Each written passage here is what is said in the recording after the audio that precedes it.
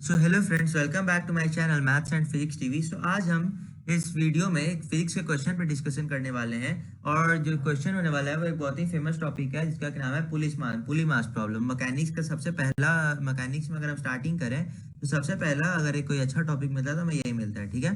तो फिर अगर इस क्वेश्चन का स्टार्ट करने से पहले अगर अभी तक आपने मेरे चैनल को सब्सक्राइब नहीं किया है तो चैनल को सब्सक्राइब कर लें, वीडियो को लाइक करें, और अगर आपको ये वीडियो पसंद है तो अपने और भी दोस्तों के साथ इस वीडियो को शेयर करें ताकि वो भी इस क्वेश्चन को सीख पाए, ठीक है। तो फिर चलिए स्टार्ट करते हैं इसके सॉल्यूशन को।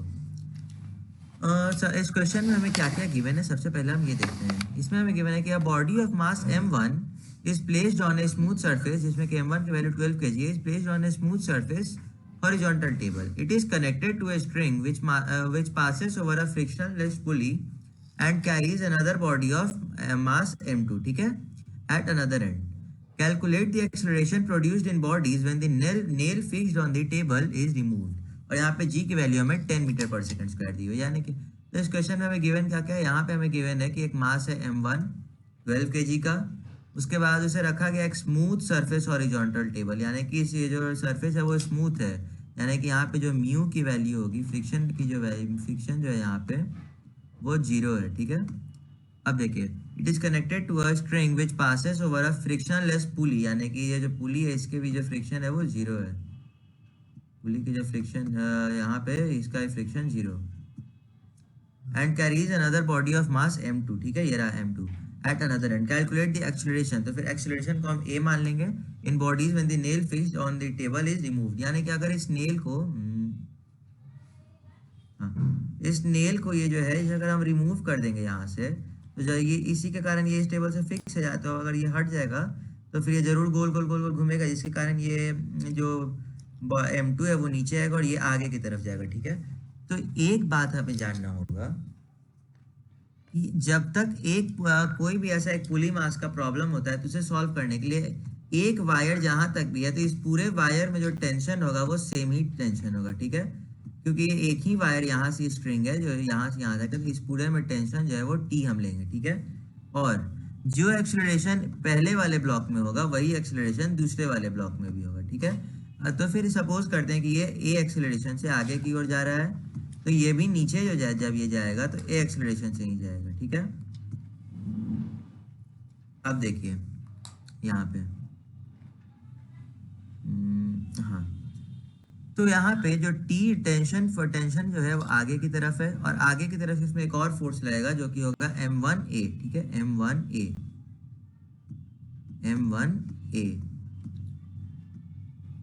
अब देखिए इसमें और कौन कौन से फोर्सेस लग रहे हैं। पीछे की तरफ पे कोई फोर्स नहीं लग रहा है क्योंकि फ्रिक्शन की वैल्यू 0 है। अब नीचे की तरफ इसमें लगेगा फोर्स, ग्रेविटेशनल फोर्स, जो कि हो जाएगा m1g। और ऊपर की तरफ हम सपोज करते हैं कि इस पे r फोर्स लग रहा है, ठीक है, नॉर्मल फोर्स r। अब सेकंड वाले में आ जाइए, सेकंड m2 में। m2 में अगर हम देखें तो टेंशनल फोर्स जो है उसमें वो ऊपर की तरफ लगेगा, टेंशनल फोर्स इसमें ऊपर की तरफ लगेगा, क्योंकि ये हमारे नीचे की तरफ जो फोर्स लगेगा वो होगा ग्रेविटेशनल फोर्स, होगा m2g। और ऊपर की तरफ नीचे की तरफ जो फोर्स लगेगा ग्रेविटेशनल फोर्स होगा m2g, और ऊपर की तरफ जो फोर्स लगेगा t, ठीक है, टेंशनल फोर्स। और जो नेट फोर्स इस पर लगेगा वो होगा m2a।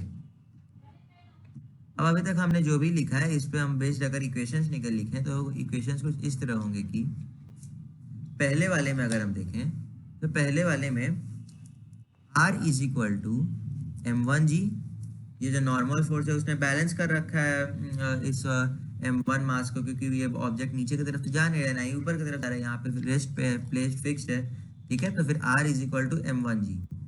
अगर सेकेंड इक्वेशन अगर हम देखें तो यहाँ पे होगा हमारा कि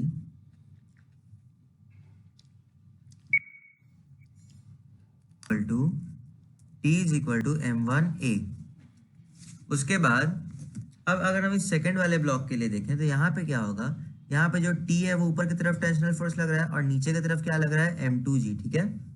तो फिर यहाँ पे और टोटल रेजिस्टेंस फोर्स जो हमारा फोर्स लग रहा है इस पे वो है m2a। तो फिर यहाँ पे m2g minus T m2g minus T is equal to क्या होगा हमारा, वो होगा m1a की तरह, ठीक है, m1a होगा, सॉरी m2a, यहाँ पे m2 है, और यहाँ पे पीछे की तरफ कोई भी फोर्स नहीं लग रहा था, ठीक है, इसीलिए यहाँ पे अगर हम यहाँ पे लिखना भी चाहें तो यहाँ पे हमें लिखना होगा 0 minus T is equal to m1 है, क्योंकि पीछे की तरफ तो कोई फोर्स लग नहीं रहा था, इसीलिए sorry t minus 0 is equal to m1 है हमें लिखना होगा, ठीक है। तो फिर यहाँ से अगर रिजल्टेंट फोर्स हम देखें तो वो तुम्हारा यही आ जाता कि m1a is equal to T, यहाँ पे हो गया हमारा m1a। अब उसके बाद ये m2g minus T is equal to हमारा क्या है, वो m2a आ चुका है। तो अगर इन दोनों को अब हम ऐड करेंगे, ये t से t कैंसिल हो जाएगा, होगा क्या यहाँ पे हमारे पास फिर बचेगा क्या, m2g is equal to m1a plus m2a। अब यहाँ से अगर हम a को कॉमन निकाल लें तो क्या बचेगा, m2g is equal to a और इनटू में हो जाएगा m1 प्लस m2।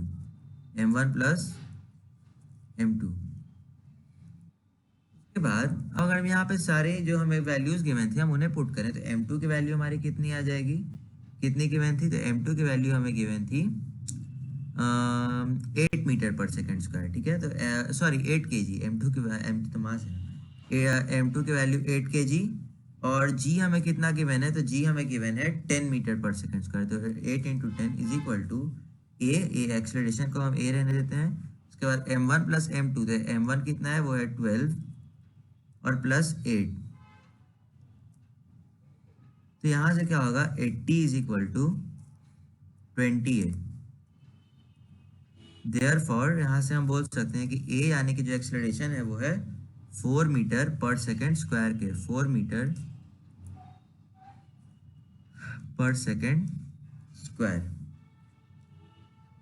तो आई होप आपको ये वीडियो पसंद आई हो, और अगर आपको ये वीडियो पसंद आई हो तो आप इस वीडियो को लाइक करें, और जब भी मैं ऐसे ही मैथ्स या फिजिक्स से रिलेटेड कोई भी वीडियो डालूं तो उसके सबसे पहले अपडेट को पाने के लिए चैनल को सब्सक्राइब जरूर कर लें।